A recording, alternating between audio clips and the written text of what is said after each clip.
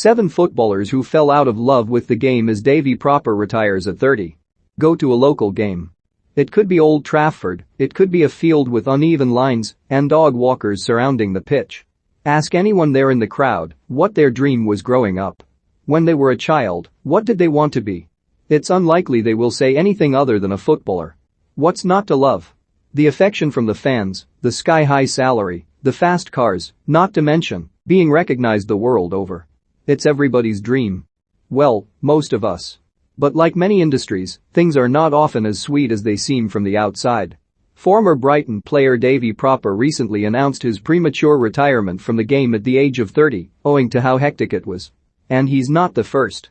Here Daily Star Sport takes you through some of the players who, actually, found the beautiful game quite unpalatable. Davy Propper left the Seagulls last summer to rejoin PSV Eindhoven. He shocked the footballing world on Tuesday, releasing a statement citing various reasons why he decided to quit the sport at just 30 years old.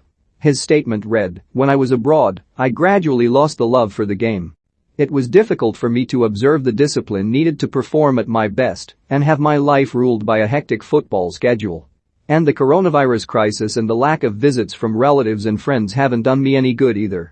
I had hoped to rediscover the joy in playing football, but it was not to be, as I don't feel comfortable in the world of football. I don't want to be part of it any longer." The message has sparked a huge debate among fans about the treatment of players. Do you remember any other notable examples? Let us know in the comments section. Benoit Asu Akato was a regular first-team star for Tottenham during the early 2010s. But playing in the Premier League week in and out just didn't cut it for him. During an interview in 2010, the 37-year-old said to The Guardian, "Why did I come here? For a job. A career is only 10, 15 years. It's only a job, football is not my passion. I have never bought into the hypocrisy of football.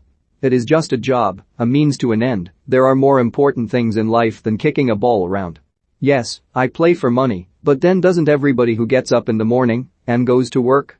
It infuriates me when footballers go on about playing for the shirt. I think they should be held accountable for it when they kiss the badge and 6 months later clear off for a better payday." Former QPR, Fulham, and West Ham forward Bobby Zamora admitted that, when not playing the game, he refuses to watch any matches.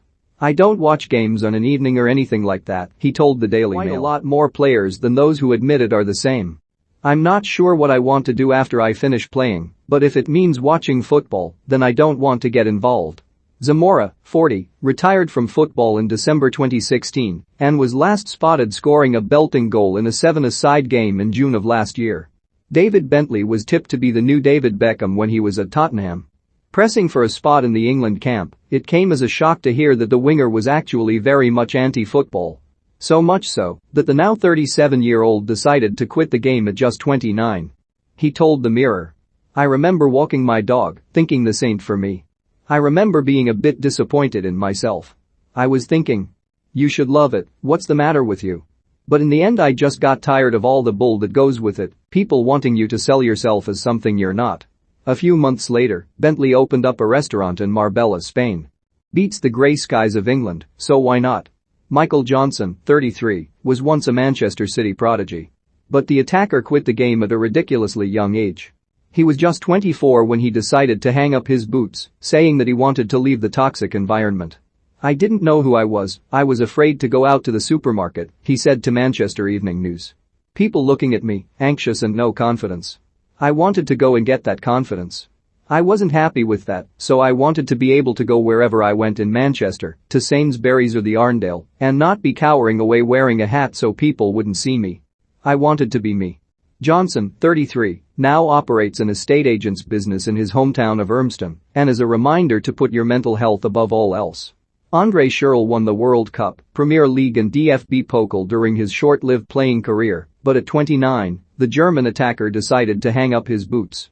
In 2020, he cancelled the remainder of his contract with Borussia Dortmund. "I no longer need the applause. The depths became deeper and the highlights less and less," said the 31-year-old in an interview with Der Spiegel. "You always have to play a certain role in order to survive in the business, otherwise you will lose your job and will not get a new one. Only performance on the pitch counts." The Southampton striker was one of the players who fell out of love with the game, only to rekindle his relationship with it. Once tipped to be the next Wayne Rooney or alike, bursting on the scene at just 16 years old, it was always going to be a tough ride for the attacker. The 32-year-old said to Sky Sports about his time at Arsenal. "I'm not going to lie, I fell out of love with football for a little bit. Because I had some good performances, but then just didn't get the chance to play on. Scoring over 100 goals for Arsenal is a great achievement for me personally, and then just the last year and a half was tough, I can't lie. It was really tough, not being able to get into the team, being in and out.